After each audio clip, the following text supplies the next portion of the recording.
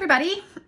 Okay, so we've got some training today for mostly my owners and managers, but I'm going to speak predominantly to my owners today about the landscape that we found ourselves in coming back. And I'm going to get super specific about what we've got going on. Everybody can say good morning to Nala.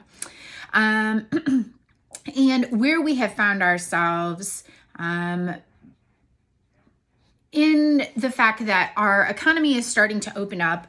For those of you who have watched our videos for a while, you know that we are headquartered in Ohio. We work with companies all over the nation, but we are headquartered in Ohio. So we are at about week 6 of the coronavirus COVID-19 pandemic, and businesses are starting to open back up where we are. Depending on where you're at, those numbers could be a little bit different for you, but businesses in general across the country are starting to maybe open their doors. They've kind of, things are just, they're shifting a little bit. I heard a really disturbing statistic the other day, and so I put this video together, and that's why I want to speak very directly to my small to medium business owners today. Not that you will not get something out of this video if you are a manager or an individual contributor. Maybe you work with owners and managers of companies, and I'm sure that this will bring some value to you. But this is what this video is going to focus on. So the SBA, the Small Business Association, released the statistic that one business is closing permanently every hour right now. Just sit with that for a second.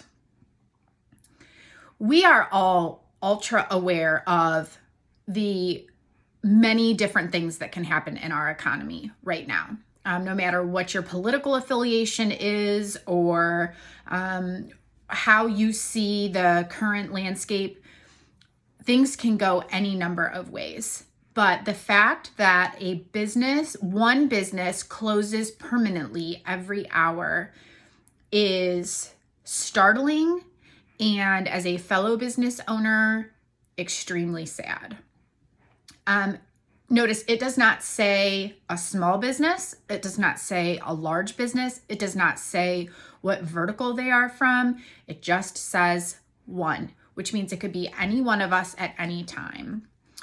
So I wanted to get on and talk a little bit about business in general and how we as owners can tend to look at this going forward and how I see it going forward. I can't do my work best unless I can do it authentically. And the best way for me to do my work authentically is to tell you to cut the BS. If you work with me and I am your coach here at Oxygen, you know that I'm a pretty straight shooter. Some would say that it's because I did a ton of work in the trucking industry. Some would just say I feel like it's the best way to do business. But the reality is that is authentically how I do my best work. So I have a couple things I wanted to just kind of talk about and reassure you with. And in the end, I guess my message to you is going to be, do what's best for you. And if there's anything we can do for you here at Oxygen, please don't hesitate to reach out. There's a number of coaches on our staff here, but feel free to message me personally if there's anything that I can do for you. And as business owners, know that it is my deepest wish that we band together and do this in a way that gets that one business per hour closure to 0 because of the pandemic. I understand the business is closed. This is not a fairy tale wish, but because of the pandemic and a disease. I hope that that never causes businesses to close. Okay, so my first question for you is, now that we have seen what can happen to our businesses, how much money do you make while you sleep? This is a really great metric. A lot of our businesses are saved by the fact that this is happening to us in 2020. This isn't the Spanish flu, where they didn't have the internet and cell phones and the ability to work remote and all of those things. We can remote work. We can sell on the internet. We have Amazon Prime. My family is thriving on Amazon Prime. I would be super happy if it would go back to 2 days. How much money do you make when you sleep? If the answer to that is 0, what are you doing to change it? Before I get on a sidetrack, we'll talk about that. So let's stick with that question. How much money do you make while you sleep? This next one, I could go on for hours about, but how many streams of professional income do you have? And how many streams of personal income do you have? Right when when COVID-19 came out, I released a video, and you can go back and look at it on our YouTube channel, but we talked about widening your offering. If you didn't have 7 items to offer, it was time to start looking and widening your offering. And it doesn't mean releasing a brand new product line. It didn't mean anything like investing all of your cash and time and energy into something new. That was not the intention at all. It was widening what you have, listening to your customers, listening to some feedback, and getting that ability to sell to 7. If you're not even close to 7, then just widening it some with the goal of 7.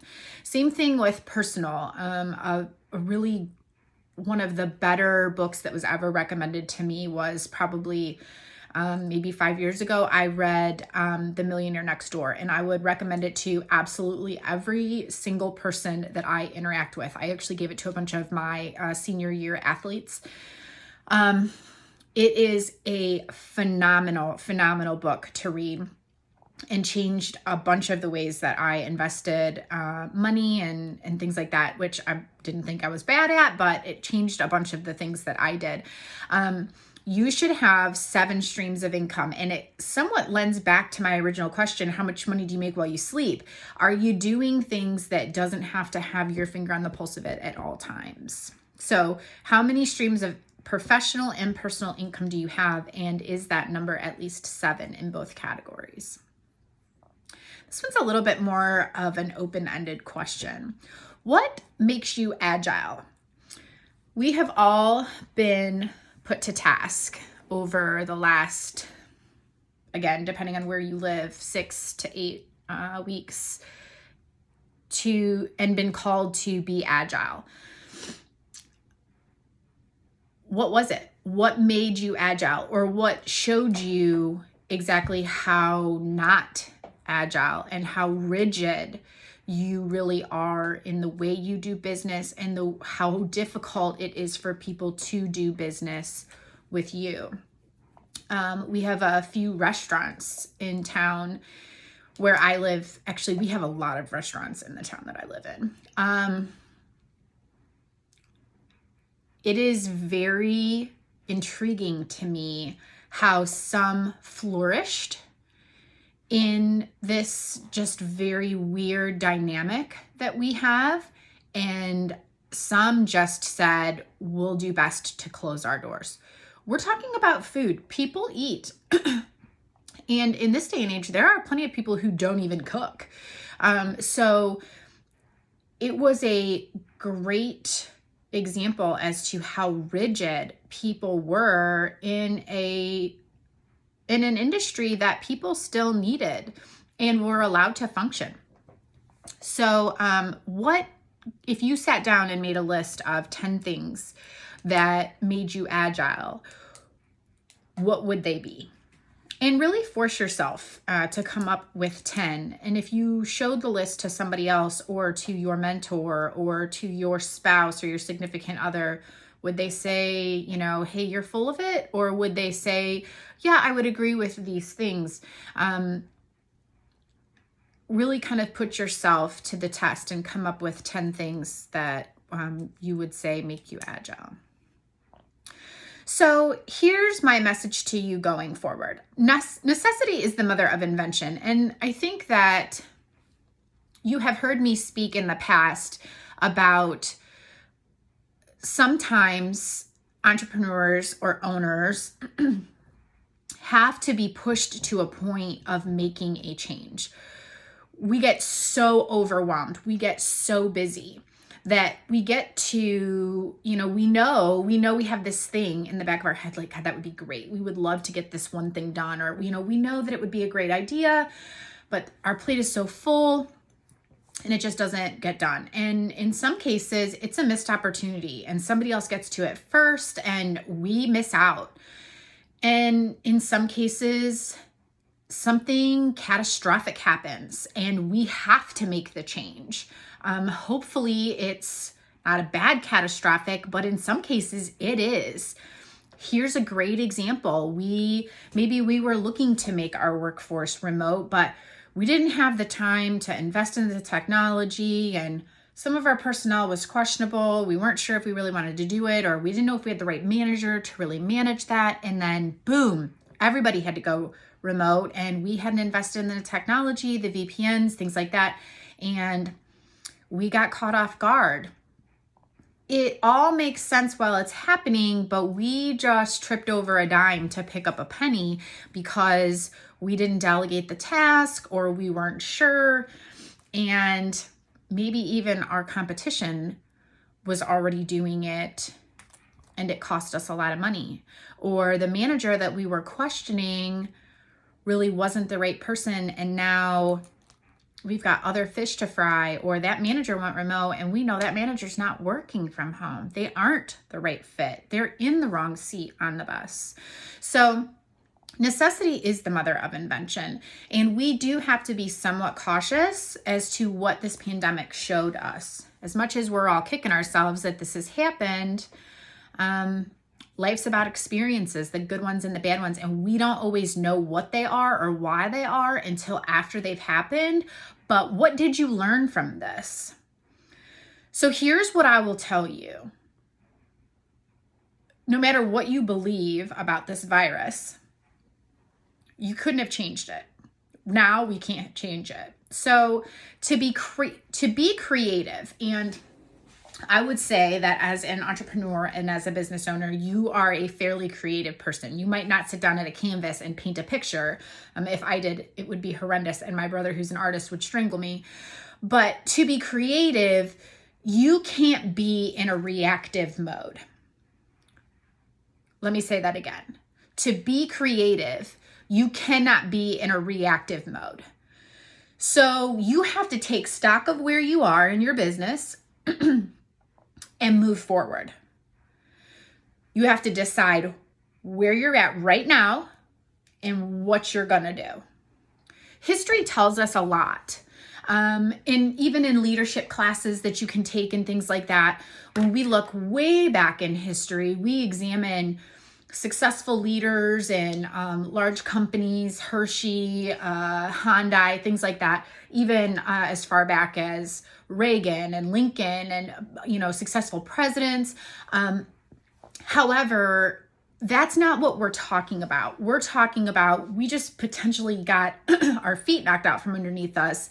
And right now, looking at that, we're all kind of shaking our heads and trying to brush the dust off of our jeans. So take stock in where your company is at right now. Don't get too bogged down in it and get your creative brain on. There's a great, I love this philosophy. And for people who don't know what it is, it's kind of enlightening. And for people who do know what it is, I see very few actually act on it. As an entrepreneur, most of the time, I see entrepreneurs who are visionaries. They see big pictures. I had an entrepreneur tell me one day, if I would just have somebody follow me around and write down all my great ideas and then just make them happen, I would be a millionaire. Well, here's the idea. I'm a very similar type of person. I have lots of great ideas. If you ever saw the notes tab on my phone, it would be crazy. That's a visionary. And I always tell people the ones that stick are the ones that come back a couple times. Those are usually the ones that I really should follow through on. Then you have an integrator. And an integrator is the person who actually makes things happen. And very rarely are those two roles. If you take my identity role training, here you go. Those two roles, the same person.